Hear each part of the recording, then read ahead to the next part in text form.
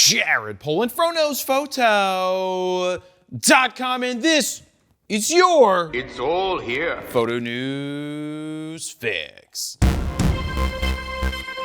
This fix is brought to you once again by Squarespace. Now, as I've said a billion times before, I've been using Squarespace for my personal photo website at jaredpolin.com for close to 15 years now. 15! Because it's simple, easy, and I don't need to know any coding. But remember when I discovered that no one owned the lmountalliance.com? Well, as soon as I found that out, I went onto Squarespace, searched for the .com, it was available, I bought it, and within minutes had a simple, easy, and affordable Squarespace website out into the world at lmountalliance.com. No coding, no BS, it just works. Oh yeah, I got my first year of the domain free when I signed up for Squarespace. To get your 14-day free trial, head on over to squarespace.com/FroKnowsPhoto. If you decide that it's for you, use the code FroKnowsPhoto at checkout to get 10% off your first order. First up, Canon, and I quote, unveils the future of everyday VR creation with the new dual fisheye lens. But the big question is there really a future in VR creation? I guess Canon thinks so, as this is their second dual lens. Dodge, duck, dip, dive, and dodge.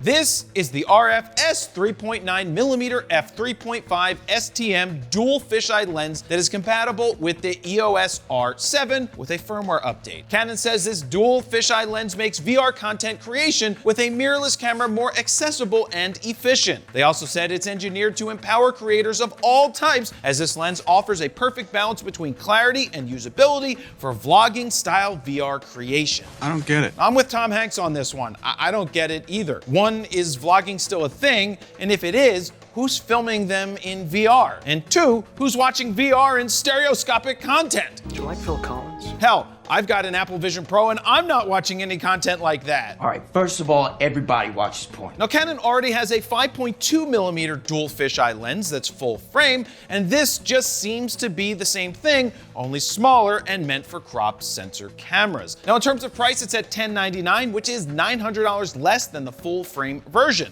I still don't get it. Phone call? I wonder who that could be. Hello? It's Elliot with Canon PR. Who's Elliot? Oh, you took over for Roberta L? Oh, nice to meet you. Oh, you want to explain it? Go ahead. Got it. That helps so much.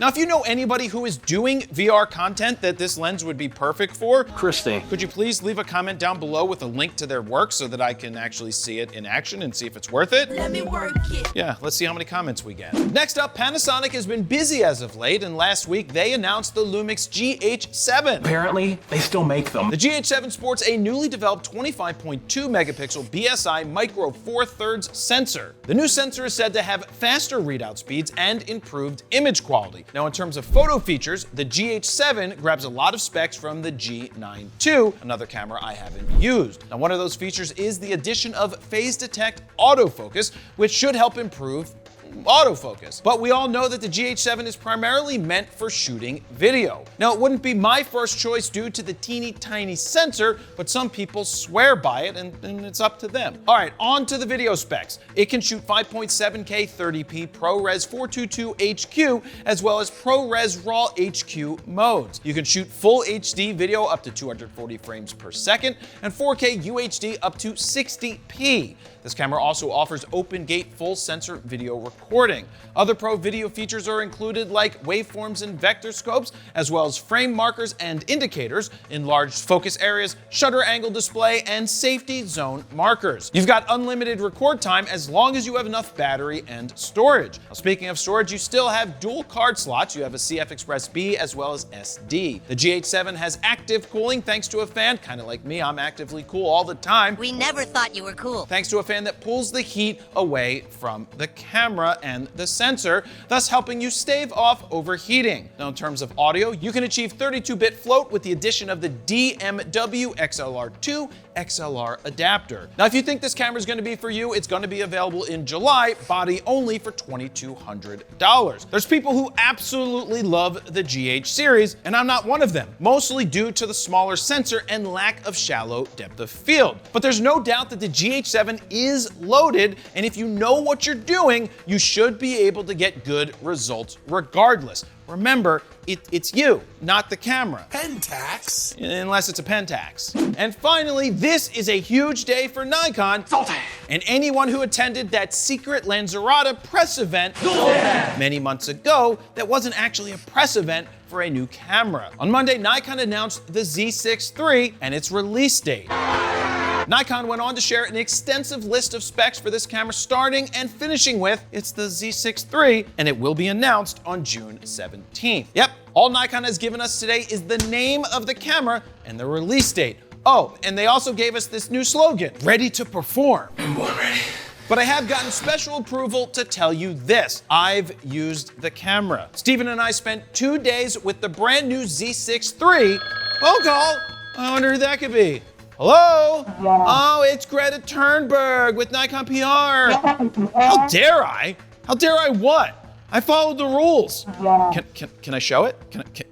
Can I show it, Greta? Oh, I'm gonna show it to you. Okay, bye.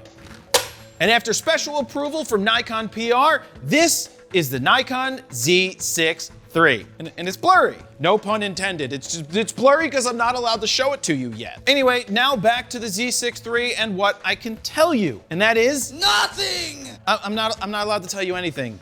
Absolutely nothing! Beyond that I used the camera and that it's officially going to be announced on June 17th. And guess what? We'll have a hands-on video at that time where we can tell you everything about the camera. Now, until then, what do you think the specs of the Z6III are going to be? Let me know down below. And there you have it. That's your photo news fix this time around. Thank you very much for watching. Jared Polin, FroKnowsPhoto.com. See ya.